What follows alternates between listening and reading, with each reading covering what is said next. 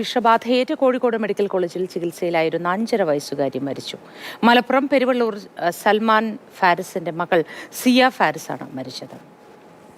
വിവരങ്ങളുമായി മുഹമ്മദ് ഷഹീദ് ചേരുന്നു. ഷഹീദ്, ആ വാക്സിൻ എടുത്ത് അത് ഫലം ചെയ്തില്ല, വീണ്ടും ഈ റാബിസ് ഉണ്ടാവുകയായിരുന്നു, പേവിഷബാധയെ തുടർന്ന് ചികിത്സയിലായിരുന്നു എന്ന് കേട്ടപ്പോൾ തന്നെ നമുക്ക് സങ്കടം തോന്നിയിരുന്നു.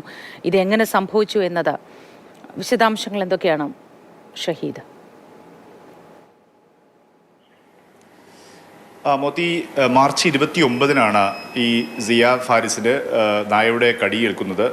അന്ന് വീട്ടിലേക്ക് മിഠായി വാങ്ങാനോ മറ്റോ പുറത്ത് കടയിലേക്ക് പോയി മടങ്ങി വരുന്നതിനിടെയാണ് ഈ സംഭവം, നായയുടെ ആക്രമണം ഉണ്ടായത്. തലയ്ക്കും കാലിനും ദേഹമാസകലം പലയിടങ്ങളിലായി നായയുടെ ആക്രമണത്തിൽ പരിക്കേറ്റിരുന്നു. രക്ഷിക്കാൻ ശ്രമിച്ച ഒരു ചെറുപ്പക്കാരനും കടിയേറ്റു. മറ്റ് 5 പേർക്ക്, ഇതിന് പുറമെ 5 പേർക്ക്, അങ്ങനെ 7 പേർക്ക് അന്ന് കടിയേറ്റിരുന്നു. പക്ഷേ അതിൽ ഈ റിയക്ക് തലയ്ക്ക് നായയുടെ കടിയേറ്റിരുന്നു എന്നുള്ളതാണ് ഗൗരവം ഉണ്ടായത്. ഗുരുതരാവസ്ഥയിലേക്ക് പോകാൻ കാരണം അന്ന് തന്നെ കോഴിക്കോട് മെഡിക്കൽ കോളേജിലെത്തി അവിടെ നിന്ന് IDVR വാക്സിൻ, അതായത് ഈ പേവിഷബാധയ്ക്കുള്ള പ്രതിരോധ വാക്സിൻ നൽകിയിരുന്നു. ഇമ്മ്യൂണോ ഗ്ലോബൽ എന്നുള്ള ഒരു മരുന്നും ഇമ്മ്യൂണിറ്റി വർധനയ്ക്കുള്ള മരുന്നുമൊക്കെ നൽകിയിരുന്നു.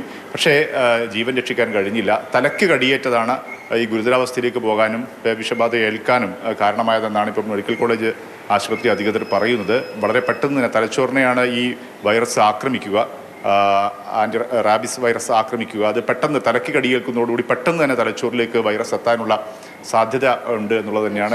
ഇതിനു മുൻപും 1-2 കേസുകൾ ഇതുപോലെ സമാനമായ രീതിയിൽ. ശരി, ഷഹീദാണ് വിശദാംശങ്ങൾ നൽകിയത്.